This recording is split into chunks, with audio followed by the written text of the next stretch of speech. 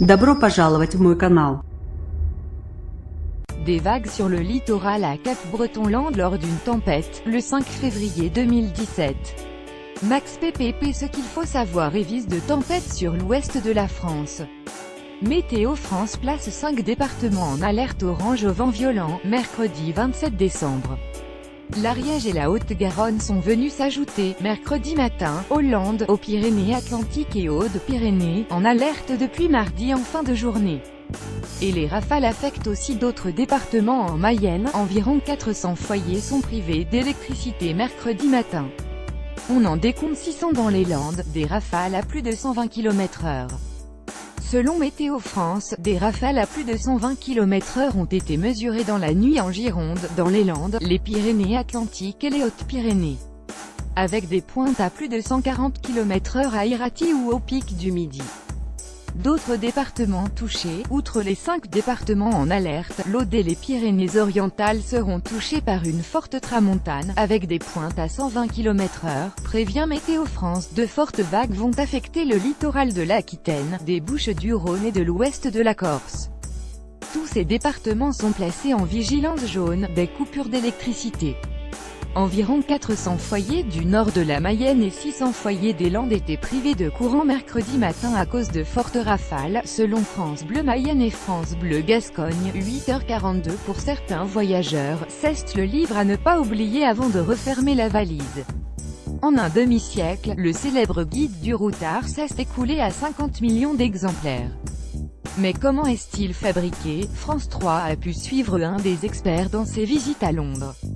France 3 108H42 considéré comme le fondateur de la nouvelle cuisine italienne, le grand chef Gualtiero Marchesi est décédé hier à l'âge de 87 ans.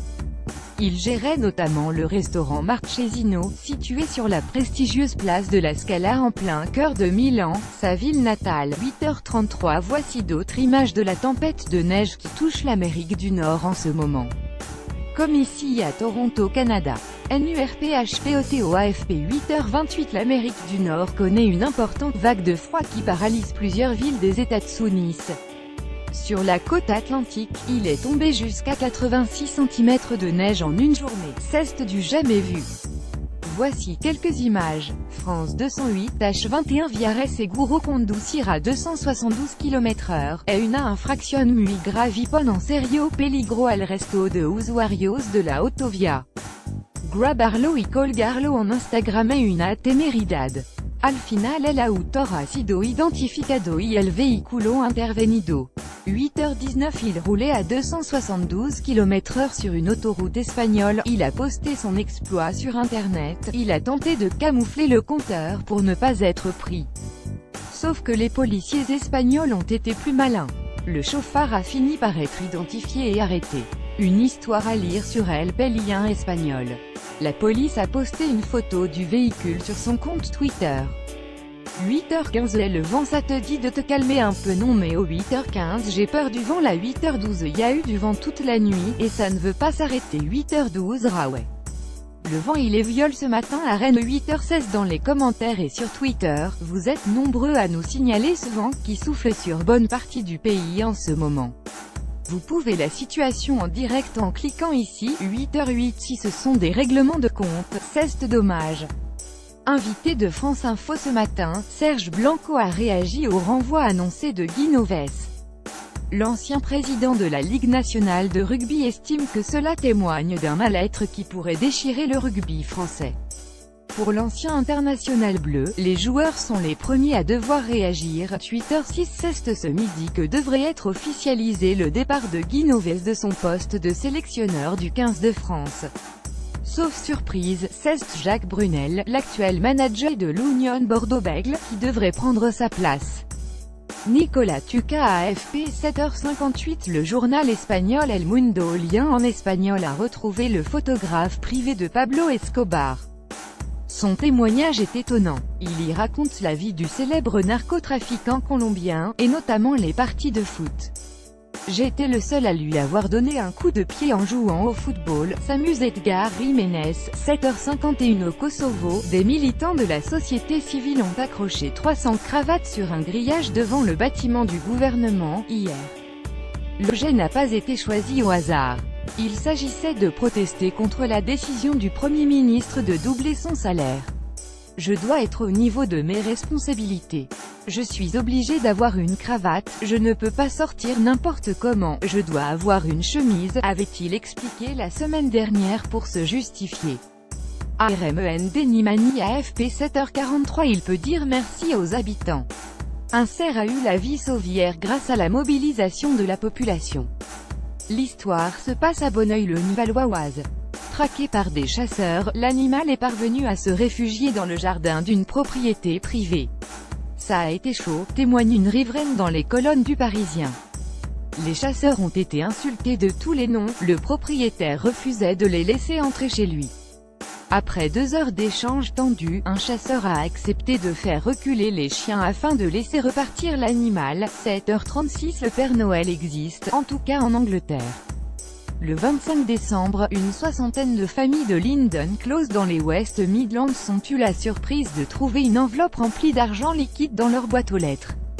Environ 1 millier de livres sterling en tout, raconte The Independent lien en anglais. Soit un peu plus de 1 200 €.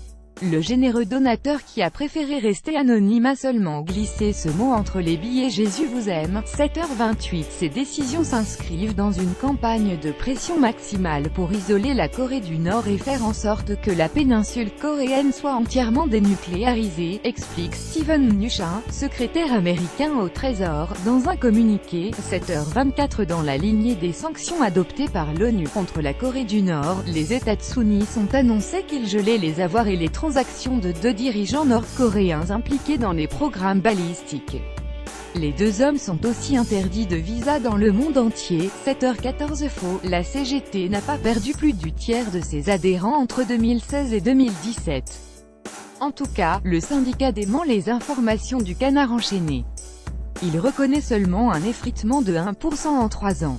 Plus d'informations dans notre article.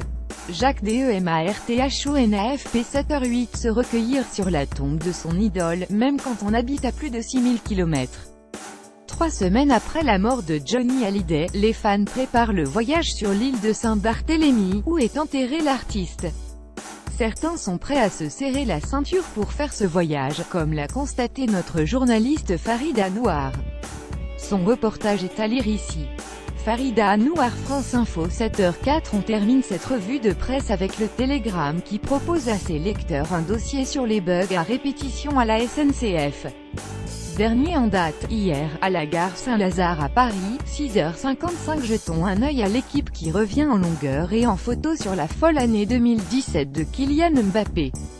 Sa première campagne étourdissante en Ligue des Champions, son premier but en bleu, son transfert faramineux au PSG. 6h51. De son côté, le Figaro pose son regard plus à l'est, vers la Russie. Le journal propose un dossier sur Vladimir Poutine assuré d'être élu pour un 4e mandat en mars. Le président comptera alors un quart de siècle au pouvoir. 6h49. De quoi parle la presse ce matin? Libération consacre ça une au porno. Dans la foulée de l'affaire Weinstein et de Balance ton port, Emmanuel Macron a annoncé vouloir réguler les sites X accusés de pervertir la jeunesse jusque dans les cours d'école. Une nécessaire moralisation ou une vaine diabolisation, s'interroge le journal. 6h45. Un réveil à la bougie pour environ 400 foyers en Mayenne. Des coupures de courant causées par les fortes rafales de vent enregistrées hier soir. Enedis a expliqué à France Bleu Mayenne que les opérations de réparation doivent commencer au lever du jour. 7h02. Des dizaines de fans du chanteur belge Franck Michael ont été victimes d'une arnaque, selon les informations de France Bleu Nord. Ils ont acheté des billets pour un concert prévu le 14 janvier à Orchy-Nord. Sauf qu'en réalité, aucun show n'est prévu à cette date, d'après la société qui gère la salle. Les spectateurs n'ont plus qu'à se retourner vers les services de billetterie en ligne pour se faire rembourser, expliquent nos confrères. Max PPP. 6h37. La ville de Biarritz a décidé d'interdire l'accès aux plages 2 heures avant et 2 heures après chaque marée haute. D'autres lieux sensibles situés sur le bord de mer sont fermés au public. 6h26. Rappelons que 5 départements du sud-ouest sont désormais placés en vigilance orange vent violent. L'Ariège et la Haute-Garonne ont rejoint ce matin les Landes, les Pyrénées-Atlantiques et les Hautes-Pyrénées. À Messangeland, on a déjà enregistré des rafales jusqu'à 124 km/h, 7h04 cet après-midi, nuages, éclaircies et averses se partagent le ciel de la Bretagne et de la Normandie à la Nouvelle-Aquitaine jusqu'au Massif central. Il neige abondamment sur les Pyrénées dès 600 mètres d'altitude.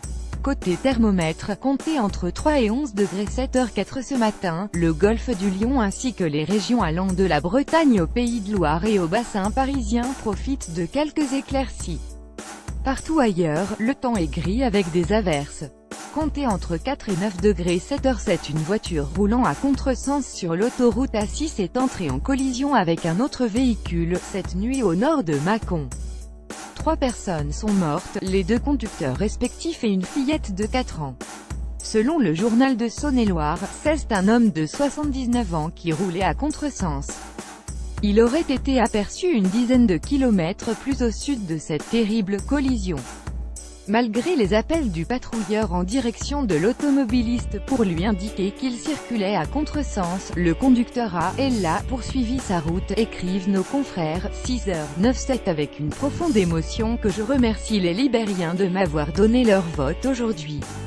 L'espoir est immense. Libéria 201-707 H08 au Libéria, on est ce matin dans l'attente du nom du nouveau président. Le dépouillement du second tour a commencé hier soir. Il devrait se poursuivre dans les prochains jours jusqu'à la proclamation du nom du vainqueur. L'ancien footballeur George Weah, grand favori du scrutin, a remercié les électeurs sur Twitter. 6h05 4 mois après la disparition de Maëlys, une marche blanche est organisée aujourd'hui à Pont-de-Beauvoisin-Isère. Selon France 3, le cortège partira à 15h devant le lycée Pravas. Il arrivera à la salle des fêtes devant laquelle la fillette a disparu dans la nuit du 26 au 27 août. Philippe Desmazes, AFP 7h10. Bonjour à toutes et à tous, ravi de démarrer avec vous une nouvelle journée d'actu. On est ensemble jusqu'à midi. Bon réveil à lire